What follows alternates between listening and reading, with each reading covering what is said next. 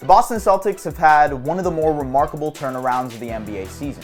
After starting the year a disappointing 17-19, the Celtics went 22-8 in their first 30 games of 2022, good for the best record in the NBA since the calendar turned. That improvement is largely thanks to them flipping the switch on defense, going from being ranked 9th in defensive rating on New Year's Eve to being the #1 defense in the league just a few months later.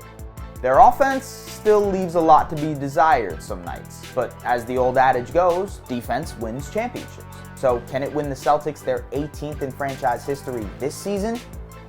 It wouldn't shock me.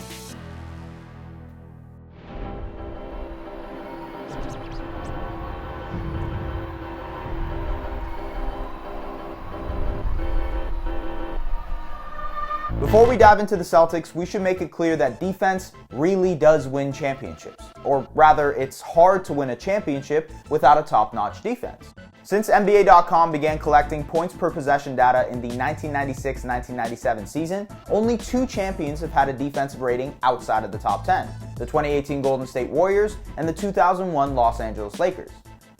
And those teams were obviously carried by historically dominant offensive players who could carry lackluster defenses.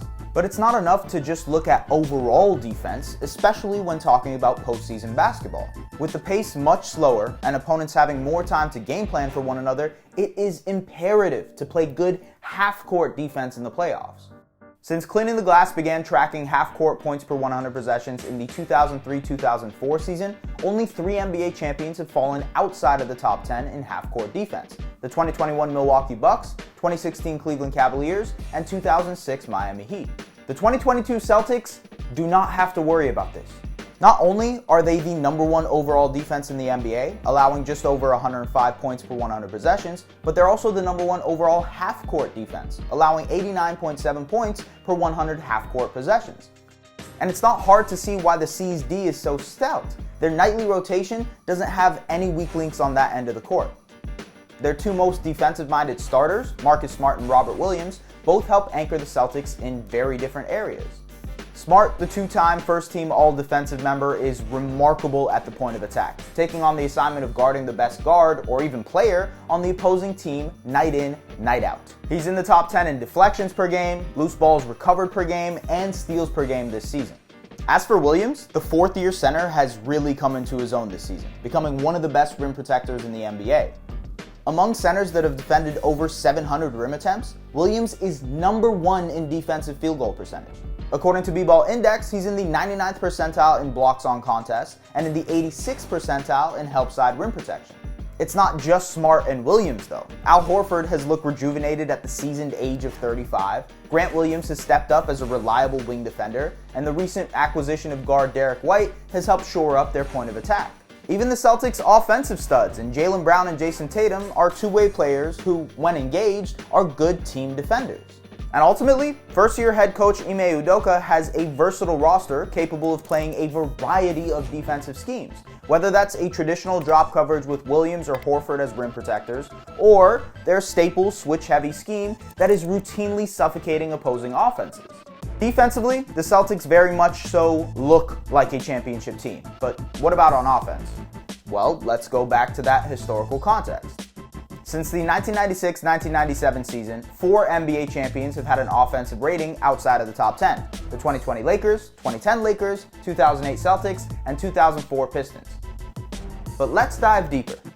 Much like on the defensive side of the ball, playoff offenses need to be elite in half-court settings, when the pace of play is much slower. Since 2003-2004, only 3 NBA champions have not had a top 10 half-court offense. Once again, the 2020 Lakers, 2010 Lakers, and 2004 Pistons, according to Cleaning the Glass. The outlier? The 2008 Celtics weren't in the top 10 in offense generally, but were 6th in half-court points per 100 possessions. It helps when you have the spot-up shooting of Ray Allen, the pull-up shooting of Paul Pierce, and the interior touch of Kevin Garnett.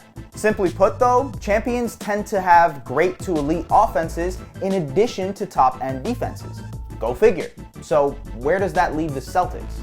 Well, they are 14th in the league in overall offense and 13th in a half-court setting. Decent ranking, but not necessarily championship level. If we look closer, however, since their remarkable turnaround on defense, their offense has been shaping up as well. Since January 1st, the Celtics rank as the 8th best offense overall according to Second Spectrum data, while their half-court offense has moved up to 10th. That is, without a doubt, a meaningful improvement, one that should at least bunch them in with the rest of the contenders in the Eastern Conference. But their offense still leaves us with questions. The Celtics are still a very jump shot reliant team. They are 27th in the league in rim frequency. They rely heavily on pull-up shooting, primarily from Tatum and Brown, and while those are the players you'd want with the ball in their hands if you're a Celtics fan, they both take less than 30% of their shots at the rim. In the playoffs, you need to find a way to score easy buckets, and there's no easier shot than being 2 feet away from the basket. Still, no team is perfect, especially in this year's Eastern Conference. In fact, as things currently stand, the Celtics have the highest championship probability in the conference according to 538. The Bucks, Sixers, and Heat will all have something to say about that, of course. But at the end of the day, the Celtics are a dominant defensive team with an offensive star who has carried them to 3 Eastern Conference Finals appearances in the last 5 seasons.